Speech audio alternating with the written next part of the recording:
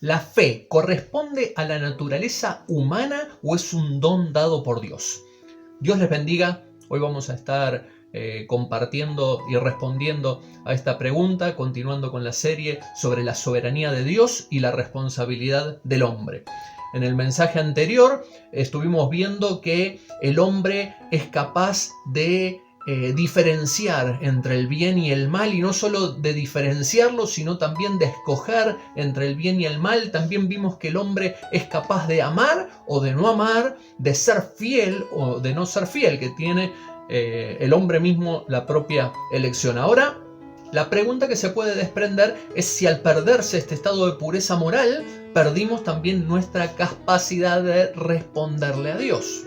Vuelvo a insistir que no estamos hablando de una teología ni abstracta ni especulativa. Estamos hablando de una teología que está discutiendo cuál es el carácter moral del hombre y el carácter moral de Dios. Estamos hablando de temas sobre la salvación y la naturaleza de la salvación. Por eso es una teología tan importante esta. Algunos cristianos promueven que el estar muertos en delitos y pecados de Efesios capítulo 2, versículo 1, que dice: Él les dio vida a ustedes cuando estaban muertos en vuestros delitos y pecados. Algunos afirman que significa que no podemos hacer nada para salir de ese estado. ¿Por qué? Porque estamos muertos. Y así como un cuerpo muerto no reacciona a ningún estímulo, nosotros por la caída, por estar muertos, no podemos reaccionar a ningún estímulo que nos pueda dar Dios. Entonces se llega a algunas conclusiones con esta argumentación, ¿no? Las conclusiones que se desprenden de este supuesto son: la primera la llamaron depravación total. ¿Qué significa la depravación total? ¿Qué quieren decir con esto? Que no podemos responder porque estamos muertos. Depravación total. No podemos responder porque estamos muertos. Ahora, si se ponen a analizar y dicen: pero existen cristianos que respondieron. Entonces, si no podemos responder porque estábamos muertos, pero existe gente en la fe, Dios tiene que haber puesto esa fe. Sí, pero también existen gente que no son cristianas, que no respondieron a la fe. Entonces, como existían personas muertas y no pueden responder por sí mismas, y a algunos fue puesta la fe, ¿no?, por implicancia a otras personas no les fue puesta la fe. Entonces se concluye a esta segunda premisa, que es la elección incondicional. ¿Qué significa la elección de Dios incondicional? Que Dios da de manera soberana la fe a quienes elige. Bueno, este es un sistema de creencias que verdaderamente no es bíblico, y vamos a estar demostrando este punto. ¿Por qué? Porque el problema de este sistema de creencias es la comprensión sobre la naturaleza de la fe. Es entender cuál es la naturaleza, y es la falta de entendimiento de cuál es la naturaleza de la fe. Se supone la fe como una obra. Por lo tanto, si se supone como una obra merece méritos, merece un pago. Entonces esto le estaría sacando la gloria a Dios, la soberanía a Dios, y terminaría no siendo la salvación por gracia, sino terminaría siendo por mérito. Quiero aclarar en este punto, y antes de que me escriban algún comentario o quiten el video sencillamente, quiero aclarar que llegaron a esta teología algunos de los antiguos por un corazón que buscaba la verdad, por un corazón que amaba a Dios, y por un corazón que trataba de mantener la soberanía de Dios intacta, y que trataba de mantener la salvación también como exclusivamente por fe y no por obras, no por méritos. Estaban saliendo justamente de una religión que era por méritos, que se conseguía por esfuerzos humanos, y todo el esfuerzo teológico de esa época estaba enfocado en esto. O sea, el propósito era bueno, pero terminaron llegando a conclusiones equivocadas, y la Biblia misma puede estar demostrando, sin perder la soberanía de Dios y sin perder la salvación por gracia, que este justamente no era el medio justo teológico con el que se podía estar explicando cuál es el plan de salvación. Entonces se presupone la fe como obra, por lo tanto, mérito que contribuye a la salvación. Por eso hoy vamos a estar hablando de la naturaleza de la fe, ¿no? Primero, merecer algo y tener que hacer algo para alcanzarlo son dos cosas totalmente diferentes. Por ejemplo, yo puedo tener un pariente lejano que no conozco o que vi de pequeño, ¿bien? Y esa persona al morir me deja una herencia. ¿Bien? Esa persona me deja una herencia, yo no conozco de esa herencia, sin embargo, me entero por un mediador, en este caso el abogado, que me ubica, me llama por teléfono y me dice sobre la existencia de esta herencia. Ahora, ¿yo tengo algún mérito para estar mereciendo esta herencia? No tengo ningún mérito. Pero ¿tengo que hacer algo para ser poseedor de esa herencia? Por supuesto. Primero, atender el teléfono. Después creerle al anuncio del intermediario y por último moverme para tomar la herencia que me dejaron, ¿no? Ahora, ¿eso me hace merecedor a mí? No. De hecho, puedo no haber conocido a la persona, que la persona tal vez me conoció a mí, pero yo no conocí a la persona. Aún puedo haber hasta pensado mal de ese familiar lejano o hablado mal. Sin embargo, por la buena voluntad de esta persona, por la misericordia y por la gracia de esta persona, me dejó esa herencia. ¿Qué es lo que debo hacer yo? Creer y moverme de acuerdo a esa fe. Eso no me hace tener ningún mérito, no me hace merecer esa herencia. Sin embargo, necesito la fe para tomar esa herencia. Entonces, merecer y tener que hacer algo son dos cosas totalmente diferentes. Lo que la mano es para el cuerpo, la fe es para el espíritu. La fe toma lo que Dios da. Esto no tiene ningún mérito. El agarrar un don, si alguien te regala, te da un regalo y vos lo agarrás, eso no tiene ningún mérito, ¿no? Y no quiere decir tampoco que lo merezcas. Sin embargo, si vos no lo tomás, no sos propietario de ese regalo que te hicieron. Por eso la palabra no tiene reparo en decir tu fe, hablando de la fe de la persona, y no dice la fe que te dio Dios. Por ejemplo, en Lucas 7:50 le dice Jesús a la mujer que rompió el frasco de alabastro y enjugó los pies con las lágrimas, con sus lágrimas, le dice: tu fe te ha salvado. No le dijo la fe que Dios te dio te ha salvado.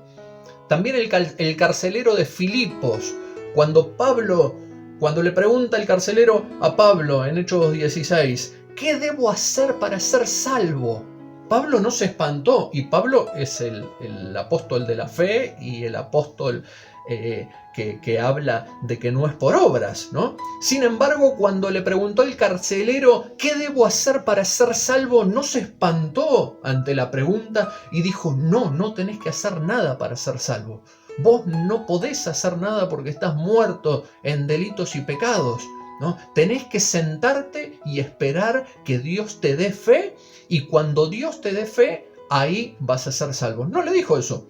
¿Qué debo hacer para ser salvo? Le respondió: cree, deposita tu confianza, tu fe en el Señor Jesucristo, y entonces serás salvo. Por eso Jesús, en Juan capítulo 6, a la pregunta que le hacen, ¿qué debemos hacer para poner en práctica las obras de Dios? ¿Qué debemos hacer para poner en práctica las obras de Dios, para alcanzar la salvación, para agradarle a Dios, para estar en el camino que Dios demanda? ¿Qué debemos hacer para esto? ¿Qué le respondió Jesús? ¿Quieren saber cuáles son las obras que pide Dios? Que crean en el que Él ha enviado. Lo único que deben hacer, y que no es meritorio, es tener fe, es que crean en Jesucristo, que crean en aquel que ha enviado. Esto es lo que explica Pablo en Romanos, en toda la carta a los romanos, que no es por obras, sino que es por fe, y que la fe es la que nos hace justos delante de Dios. Poner nuestra confianza en Jesucristo es lo que nos justifica delante de Dios. Romanos capítulo 4, versículo 3 dice: porque ¿qué dice la Escritura? Creyó Abraham a Dios y le fue contado por justicia. ¿Bien? Al creer le fue contado por justicia. No, Dios lo justificó y porque Dios lo justificó, Abraham creyó. No está primero la obra de Dios en la persona, la regeneración, y luego por haber sido regenerado es la fe, sino que cree Abraham y porque creyó, le fue contado por justicia y comienza la obra de regeneración en él. Termina el capítulo en el versículo 22, dice, por lo cual su fe le fue contada por justicia. No dice la fe que Dios le dio, por lo cual su fe le fue contada por justicia. En el versículo 4 y 5 del mismo capítulo, escuchen este pasaje, dice, al que obra no se le cuenta el salario como gracia, sino como deuda. Al que obra no se le cuenta el salario como gracia, sino como deuda. Mas al que no obra, sino cree en aquel que justifica al impío, su fe le es contada por justicia. ¿Qué significa este pasaje? El que obra, dice, el que trabaja, no se le cuenta el salario como gracia, no se le cuenta el salario como regalo. Por supuesto, porque el que está trabajando se ganó el salario. El que está trabajando merece el salario. Entonces, el salario no se le cuenta como gracia, sino que se le cuenta como deuda. El empleado trabaja y ahora el empleador es deudor porque debe estar pagándole por su trabajo. Por eso cuando reclamamos el salario, nosotros decimos, nadie me regaló nada, ¿no? Yo estoy reclamando no que me regalen, estoy reclamando lo que me gané. ¿Bien? Entonces la obra es meritoria, la obra tiene que tener un pago. Sin embargo, la gracia es una cosa totalmente, es el regalo, y la fe es algo totalmente opuesto a la obra. Dice, más al que no obra, o sea, pero al que no obra, sino que cree en aquel que justifica al impío, su fe le es contada por justicia. Entonces no es por haber alcanzado, no es por haber hecho algo para merecer la salvación, sino el que cree. ¿El que cree a quién? El que cree al que justifica al impío, no al que justifica al que ya regeneró Dios. El que justifica al impío, la fe del impío le es contada por justicia. Se están contraponiendo dos acciones acá. Una acción es obrar, que merece la paga, porque es meritoria. Otra acción es creer, totalmente opuesto al obrar, y esto no tiene ningún mérito. Solamente creyó, puso la fe en el regalo que está ofreciendo Dios. Pablo describe la fe del impío entonces como su fe, no como la fe que le dio Dios, como su fe, y eso se cuenta como justicia. Por otro lado, vemos a Pablo en la carta a los Hebreos que se diferencia mérito con la aprobación que da Dios. Dice la carta a los Hebreos, ahora bien, la fe es la garantía de lo que se espera, es la certeza de lo que no se ve. Gracias a ella, a la fe, fueron aprobados los antiguos. Dar la aprobación por algo que no se puede hacer no tiene sentido. ¿Bien? Aprobar algo no significa que sea meritorio.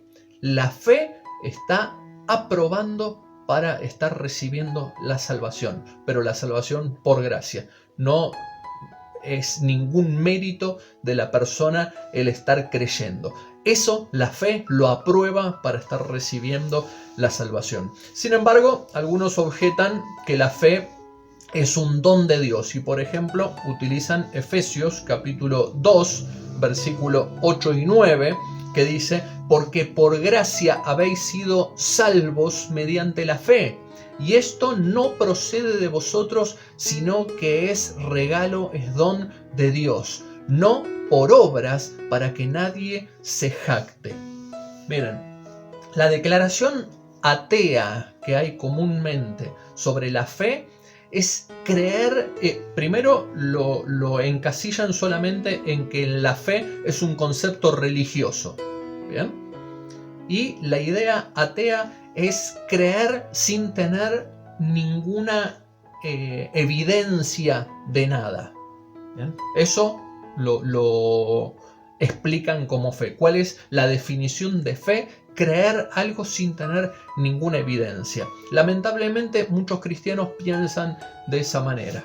Aunque no tenga ninguna evidencia, tengo que creer, aunque nunca haya recibido una promesa, aunque nunca haya visto nada, aunque la Biblia no se me cumpla para nada y ninguna promesa la reciba y la viva, debo creer. Eso es fe. Es muy diferente de lo que la palabra de Dios habla sobre la fe. Primero, vamos a estar analizando la palabra. La palabra fe viene del latín fides, del cual deriva fidelidad. ¿Bien? Su significado básico, ¿cuál es? Es confianza, es dependencia. Esta es la palabra que equivale al vocablo pistis en el original de los evangelios del Nuevo Testamento, en el griego, ¿no?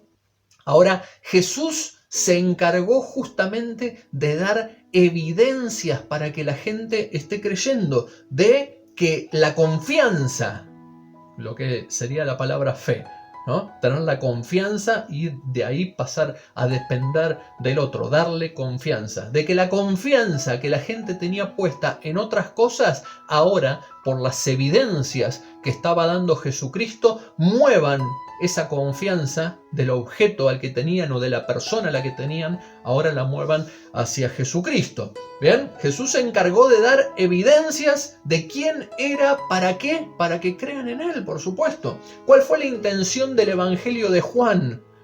Él explica el propósito, Juan explica el propósito de por qué escribe su Evangelio. Dice: Jesús hizo muchas otras señales milagrosas en presencia de sus discípulos. Estuvo haciendo señales milagrosas, ¿bien? Las cuales no están registradas en este libro. Pero estas se han escrito, o sea, las señales que escribió Juan, se han escrito para que crean que Jesús es el Cristo, el Hijo de Dios. Y para que al creer en su nombre tengan vida. Escribí estas señales para que sea una evidencia en la que puedan estar ustedes apoyando su fe.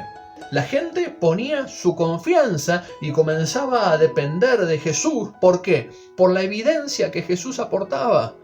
¿Bien? Porque hablaba con autoridad, porque explicaba las escrituras de la manera que los fariseos y los escribas no la explicaban, porque suplía las necesidades, porque venía a mostrar el carácter de Dios, del Padre, que es amor, porque sanaba a los enfermos, traía libertad a los oprimidos.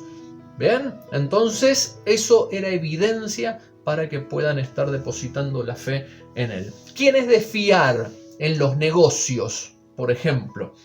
Uno no pone la confianza ciegamente en cualquiera, ¿no? Conocemos primero a una persona y luego le damos algún trabajo. Si esa persona, por ejemplo, nos está tercerizando algún trabajo, si esa persona fue responsable, utilizó bien los materiales, hizo bien el trabajo, trató bien al cliente, el cliente nos dice, aún a expensas de él, estuvo haciendo el trabajo y representándote lo mejor posible. Excelente. ¿Cómo vamos a estar respondiendo nosotros? Con más fe, con más confianza. Vamos a estar dándole más trabajo. Vamos a estar aumentando nuestra fe en él, porque es una persona digna de confianza.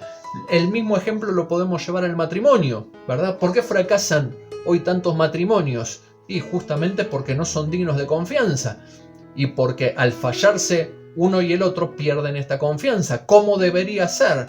Y conocerse en un noviazgo, comenzar a tener confianza, no solo un propósito, sino confianza el uno al otro, y cuando van pasando los años y esa confianza tiene evidencias cada vez más firmes, va a haber más fe entre uno y el otro, ¿verdad? Aún es un concepto totalmente natural, dejando de lado a Dios, vemos cómo actúa la fe aún en las relaciones interpersonales. Entonces, ¿en qué sentido también Dios es el que nos da la fe? Porque es digno de confianza.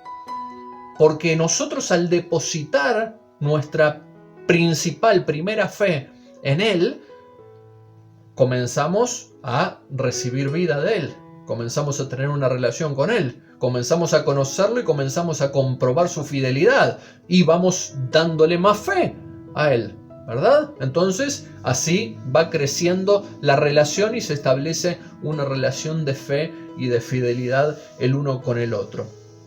Por otro lado, hay pasajes como en 1 Corintios capítulo 12, donde se nos habla del don de la fe. ¿Bien?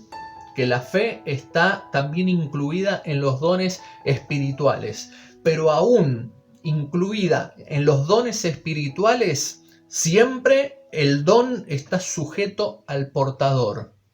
Pablo lo diría de esta manera: el espíritu del profeta está sujeto al profeta. ¿Y qué significa esto? Que aún en el don, la última palabra y la última decisión, o sea, el interruptor, lo tiene el ser humano. Y esto no está sacando la soberanía de Dios. O sea, si Dios quiere levantar a un paralítico solo, lo levanta solo tranquilamente. Tenemos testimonios de países islámicos donde no pueden llegar misioneros y Jesús mismo se les aparece a las personas. ¿Bien? Y se convierten porque tuvieron una visión directa como la visión de Pablo. ¿Bien? O sea, que Dios es soberano y puede hacer las cosas como Él quiera, totalmente. Ahora, cuando cuando utiliza a un intermediario para hacer algo, ¿bien? La fe de la persona es la que va a estar actuando en ello, ¿no? Y aún cuando da un don de fe, esa persona tiene que estar moviéndose en el espíritu para que esté obrando el poder de Dios. Vamos a poner un ejemplo. Pedro y Juan van al templo, ¿no? Y están creciendo en esta relación de fe con Jesucristo y con el Espíritu Santo.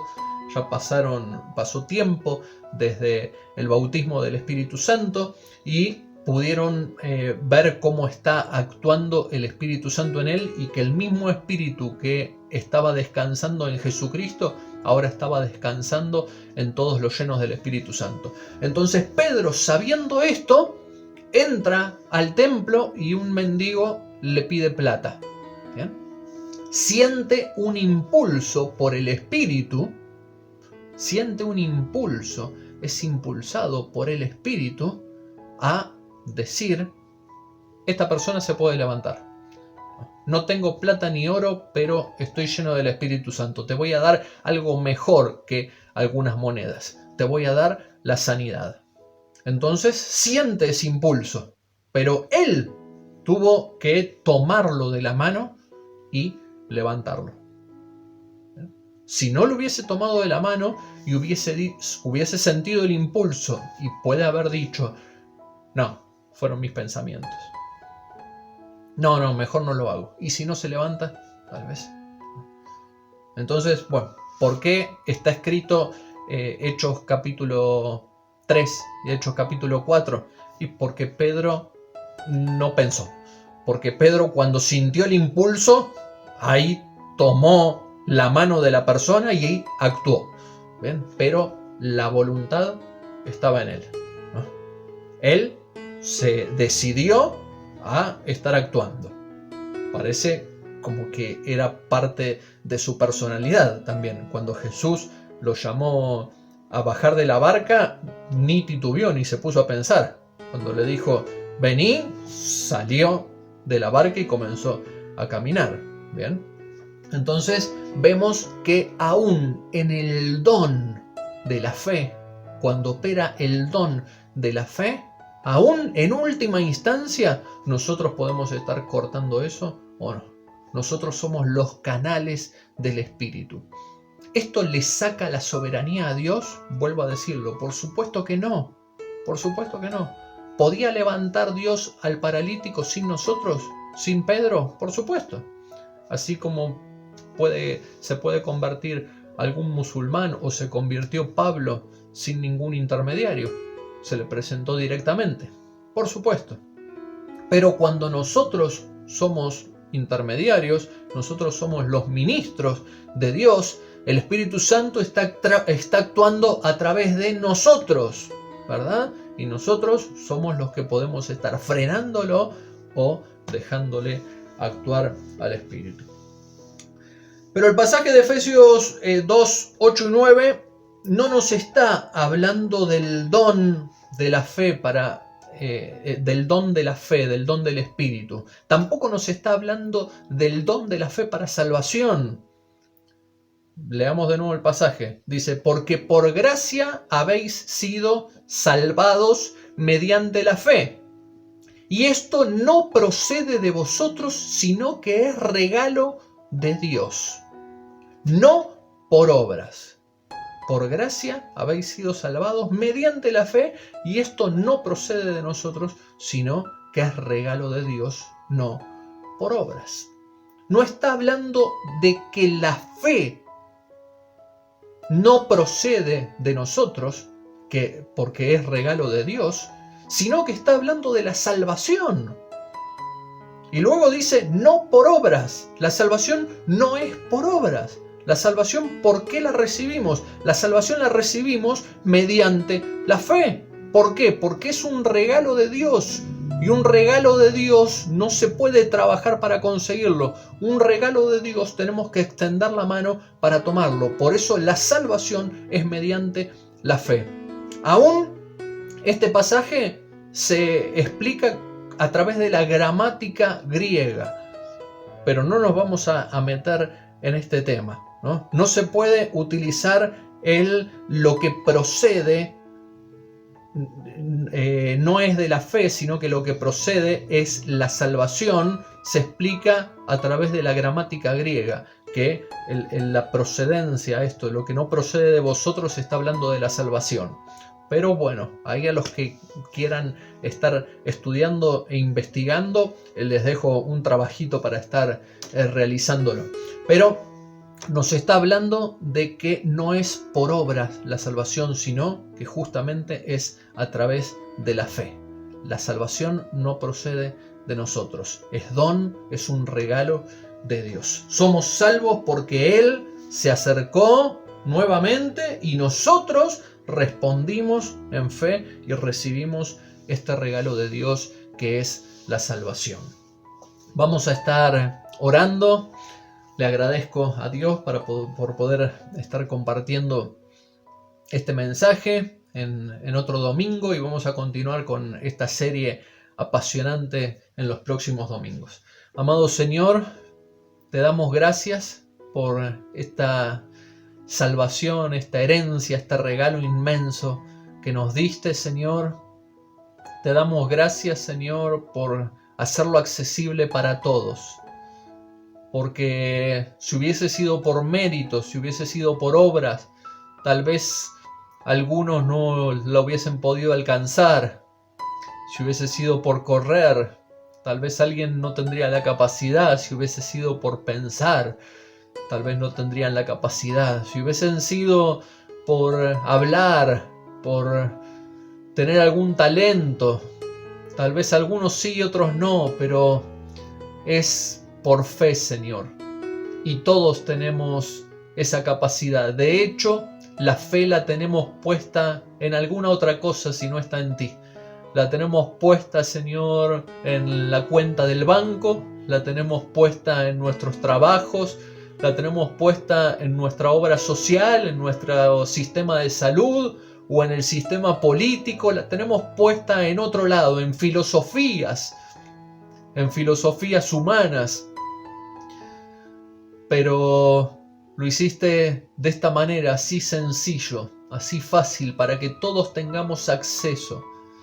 Y yo te pido, mi Dios, que estés moviendo, Señor, estés moviendo tu mano, estés a través de tu Espíritu Santo trayendo convicción a las vidas, Señor, para que puedan tomar la decisión de dar un paso más. Allí donde estén, Señor, en el escalón en el que estén, en el escalón en el que se hayan quedado trabados, puedan dar un paso más, Señor, y responder más a tu gracia, a tu buena voluntad, a tu favor inmerecido. Porque vos tenés tanto para nosotros, Señor, tenés tanto. Y que cada uno de los oyentes, de los que están viendo este video, puedan estar disfrutando más de esta vida plena, Señor, que nos permitiese estar viviendo aún antes de la eternidad en este lugar. Te pido tu bendición, Señor, sobre toda la audiencia. En el nombre de Jesús. Amén. Amén. Amados, Dios les bendiga mucho, que tengan una muy buena semana y nos vemos el próximo domingo. Chao.